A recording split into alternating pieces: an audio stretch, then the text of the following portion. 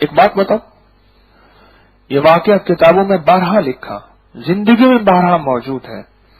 جو شخص برکت والے اعمال کرتا کرتا مر گیا، برکت والے اعمال کرتا کرتا مر گیا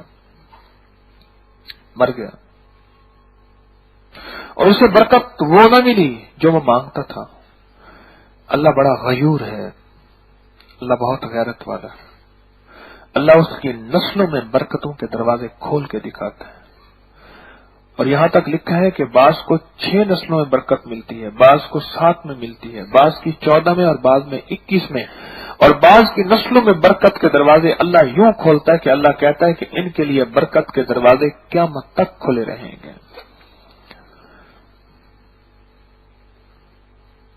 ایک صاحب مجھ سے کہنے لگے میں آپ کے درس کو سالہ سال سے سن رہا ہوں، مجھے سمجھ نہیں آنی تھی برکت اگر مجھے کرائسس کا جھٹکا نہ لگتا. میں نے رکھا ہوا تھا کوئی مال، پیٹرول ایک دم نیچے گرا، ابھی کچھ عرصہ پہلے گرا تھا، میرا سارا کا سارا میرا لاکھوں کروڑوں روپے کا نقصان ہو گیا اور ایک دم حالات میں آیا اور کرکش میں آیا، پریشانی میں آیا، بہت بجٹ ایک دم کمزور ہو گیا.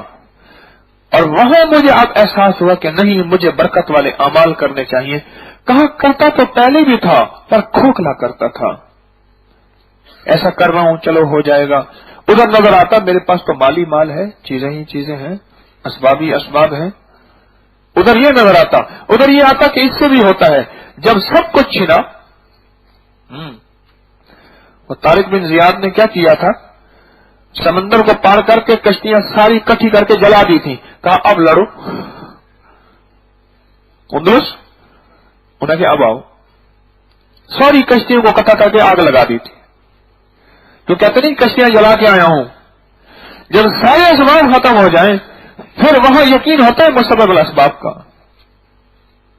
صحابہ کرام کی جماعت بھوکی تھی، اللہ نے 18 دن ان کو کھلایا اور ایک ایسی امبر مچھلی ان کے لیے بھیجی جس کی پسلی کے نیچے سے ایک بندہ اونٹ سمیت بیٹھا ہوا نکل جاتا تھا، اتنی بڑی مچھلی تھی.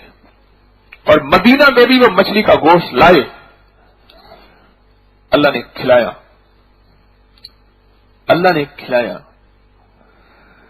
ایک صاحب مجھے بتا رہے تھے کہ حدیث میں کتابوں میں جس کنارے پہ انہیں مچھلی ملی تھی، ہم لوگ وہاں گئے اور اللہ سے عرض کیا کہ یا اللہ ہمیں مچھلی عطا فرما.